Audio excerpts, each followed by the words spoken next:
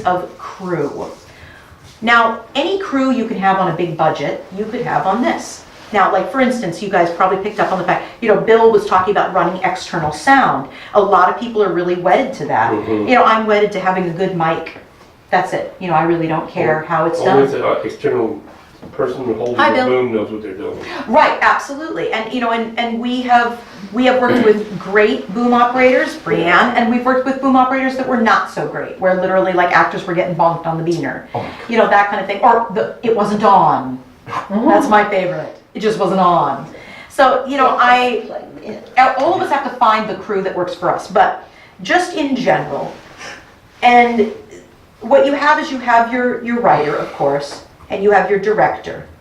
Now, what is the optimal crew? The optimal crew for modular method, the optimal crew is a writer, a director, a slate operator, and a cinematographer. What was the operator? Slate operator.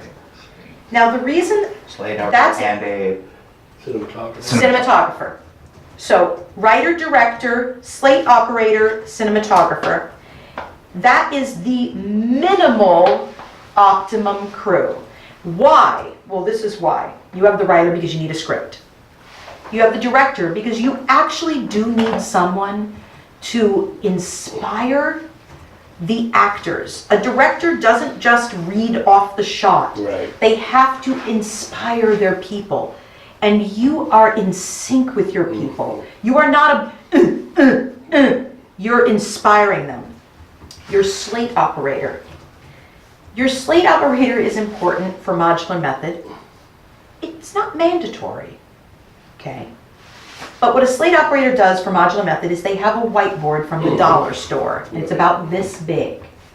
And they write the shot number on the board. And before the camera gets turned on, they hold this in front of the camera lens.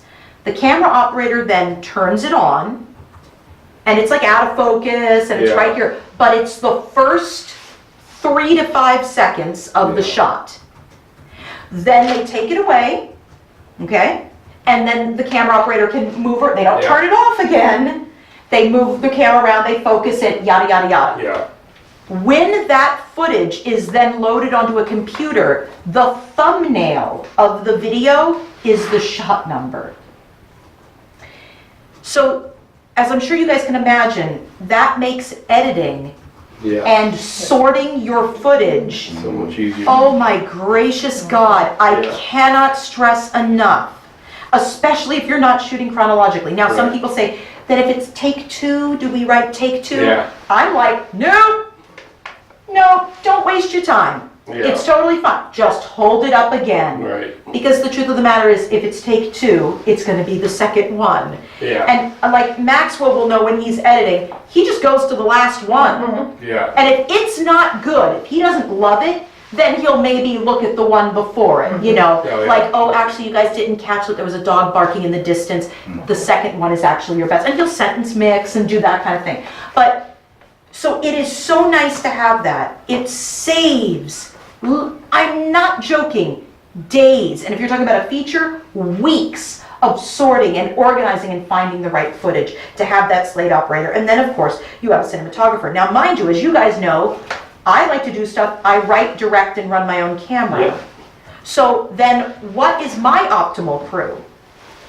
Again, I'm going to repeat though, optimal crew at its minimum is writer, director, slate operator, cinematographer, or of course if we want to cut the writer out because that's an obvious, director, slate operator, cinematographer, okay?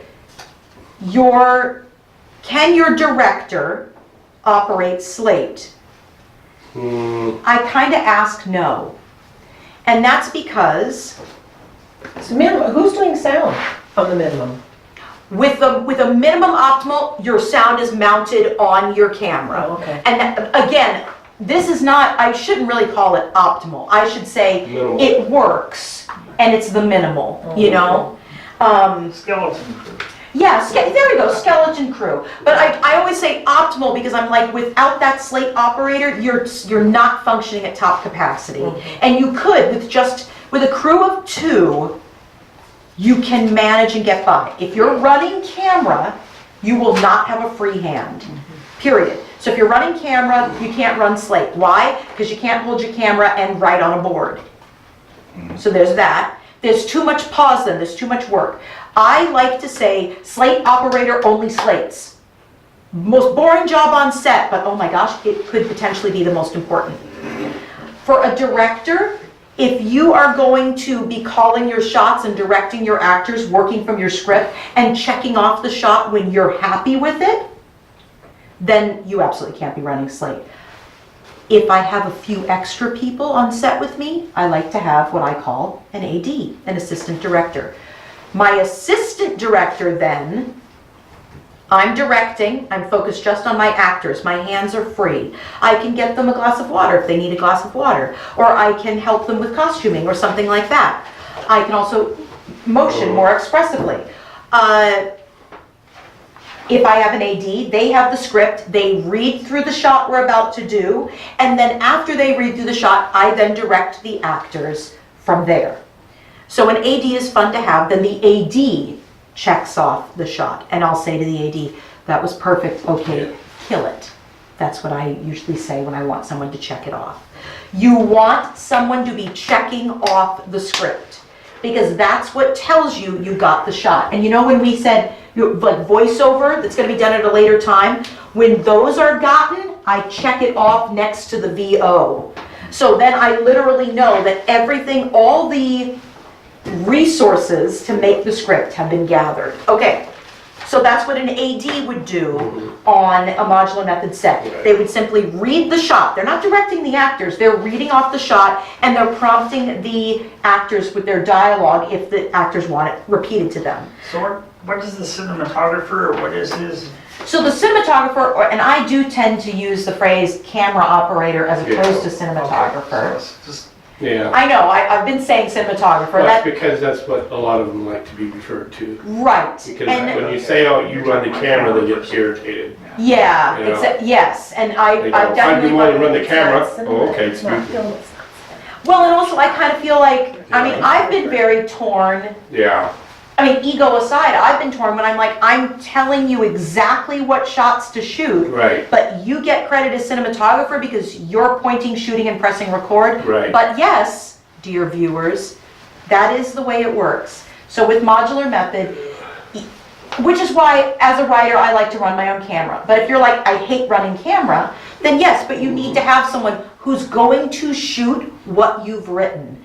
And that you're going to be standing at their shoulder and you're going to have your eye on that little screen, or you're going to have a separate monitor, and you're going to be like, you have to be able to say, Jim, I really need you to shift to the left. This is not what I envisioned, and I don't want to compromise because it's my name that's, you know, at risk here. It's my shoulders that this is going to fall on.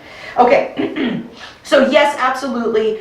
I, out of respect, use the phrase cinematographer, but I very well know that on a modular method set, primarily what I am hiring is camera operators. Okay, here are things that are also just fun to have. A photographer on set is really nice because you know what that creates? It creates someone who can give you BTS, behind the scenes stills, that can then be made into a slideshow and used as bonus features on your DVD. Remember, here with Blue Forge and with Modular Method, I would hope, whether you're working with us or not, you should always have your eye on the end game. Even if you're doing it all yourself, and like I said, you're giving it to me and say, Jennifer, what do you need painted? Make this into a DVD for me. Get it out internationally. I'll be like, yeah, I can do that. Paint my house. Or not the whole house, that's too much. You know, for as long as I'm working on your DVD, go paint my house. Good to go. It's nice to have a photographer to create that kind of thing. Also, if you have a photographer who's running a DSLR, or even who has a phone that they can take like short videos, you can take like short little BTS videos. People love that kind of thing on the DVD, and bonus features are a huge selling point. Okay. You're a continuity manager. Now, in all truth, perhaps you could double that up for your slate operator. They could be the Christopher's hand was here, Christopher's hand was there, or, oh, wait, Christopher, your pendant is missing. Where's your pendant? Your character always wears a pendant. I work with actors that I've been working with long enough now that I feel very blessed. Without stepping on my toes or grandstanding, they'll point things out, and in a very respectful way, and that's been great. But if you don't have that, or you just want to be more of a stickler, have a continuity manager. It's a fun thing to have. A makeup artist.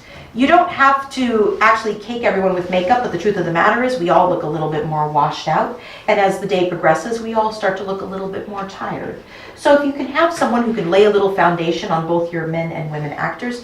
One of the things that I ran into that I didn't expect was my young men, like late teens, early 20s, being incredibly sensitive about their skin. Like if they're breaking out or something, or if I have actors, grown adult actors, that are doubling and they're doing theater, and they have to wear the heavy stage makeup, and then they come to do film and they have no makeup, or it's lighter and they're all broken out and they just feel super sensitive. You're not going to get the best performances out of them. Have a makeup artist that can just help people a little bit. So that's something that's fun. Hairstylist. Someone who is wise enough to know, for instance, if a woman puts her hair back, or a man puts their hair back if their hair is long, and then they're on camera, they're going to look like a little pinhead. So, it's hard because, especially a long day, usually with long hair, we want to put it back. We want to have it braided. And as a director, I'm always like, oh, you're going to hate that. And if you're working with green screen, it looks even worse because it bursts out all of the little frizzies around, and then someone really looks like they've got a crew cut, and then everyone has a crew cut. Okay, so a hairstylist is great. A costume designer, they don't have to be on set, but that's certainly nice. These are all these extra things that you guys, I will never be able to afford to have on set. But you know what? You may have people in your community that want to do this with you. And it is completely valid to still have this in modular method. A prop manager.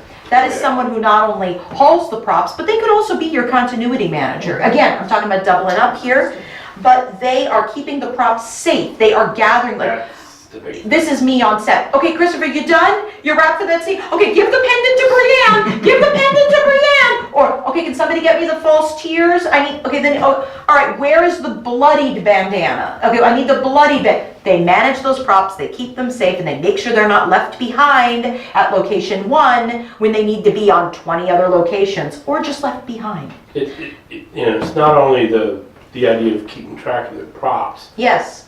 But if you're using any type of props that could be dangerous, absolutely. you better have somebody that knows That's right. how to keep them safe. That's right, and they need to be on lockdown. There's none of this, oh, this is cool, what's Exactly. this? Oh my gosh, how many grown-ups on my sets have done just that? Exactly. And I'm like, it's a sword, or it's a gun. Yeah. And I don't use prop guns, they're real. There's no ammunition on set. You will never see a character in any of my projects load a gun, or we'll never see the ammunition. But we have licensed real guns that we use in our films. But there's no ammunition, ever. And I do tend to write scripts where when guns are pointed, they're pointed at the camera, Right. like in a POV shot. I won't put my actors in front of a gun when a trigger's pulled, and in terms of triggers actually being pulled, I must run my camera, because I'm like, I wrote it, I'll be at the camera. So if anything potentially goes wrong, You remove the firing pin. yes, Or you yes. add a shot shell, just because usually Oh, you yeah, just yeah. see the back of the shell, yes. put it in anyway. Yeah. Absolutely. You see what I mean? These simple, practical ways Right. that you Yeah. can keep things safe. So there's your prop manager. Other things. I'm drawing a complete blank. A gaffer. You can have a gaffer. A mixer. You can have a mixer. Your Foley artist. Now we're hedging into post-production now. A Foley artist is who adds in those sounds that were not captured live. In our series, Théâtre de Freak, there is a scene, a huge reveal, where one of the characters is killed. And I wanted to show it in wide shot, so we don't really see what's going on, because what's happening is this character has been stabbed from 3 directions, pinned by 3 people with these Trinity blades, and then they fall upon him and tear him apart and eat him. And what I wanted, because you couldn't really see, because it was, it was dark, it was an unlit theater space. You could just see shadows and movement and stuff, but I wanted to hear it. Ooh. And the best compliment that I got on that scene was a grown man who watched said, I could not look at the screen. I looked away because it was just so real. Yeah. And I said, that was done by a 14-year-old boy in Japan who's a Foley artist with a watermelon and a steak knife. So sound is so powerful. So a Foley artist, obviously your editor. I tend to say your editor and your colorist, someone who goes through and corrects all your color after the film has been edited into pieces. After it's been edited from pieces into a whole. An effects artist, that's like your literal like CGI and that kind of effects. Your sound engineer, that's someone who goes in after and tries to further perfect your sound even more. Then of course your composer, who is either arranging pre-existing copyright-free music for you or composing original music for you. And then your final person is your designer. And that's a very general term, but what I use it to mean is the person who then designs what your DVD disc looks like, what your DVD case looks like, what your tie-in products look like. What tie-in products do you have? Do you have t-shirts, or do you also have mugs and mouse pads and leggings and wind chimes and bumper stickers? And your designer, because then your brand, your project has a consistent look and feel. Now, most of these roles, if you sign with us, most of these roles are actually filled by one of the DeMarcos. But that doesn't mean we have to. You can always bring in someone else to do any of those, especially, again, if you're drawing from your own communities. But there is an expansive list of the type of crew that can still easily work with a modular method set. A mixer, just in case people don't know, I'm talking about someone who runs audio for you, who mixes live to stop the actors from going hot. And a gaffer, just for anyone who doesn't know, it just occurs to me, correct me if I'm going to be wrong on this one, is someone who's taking care of your lights and the way everyone is being lit. Also your reflectors and that kind of thing live on set. So it just occurred to me, just in case folks don't know what those are. And that wraps that topic. Here we go.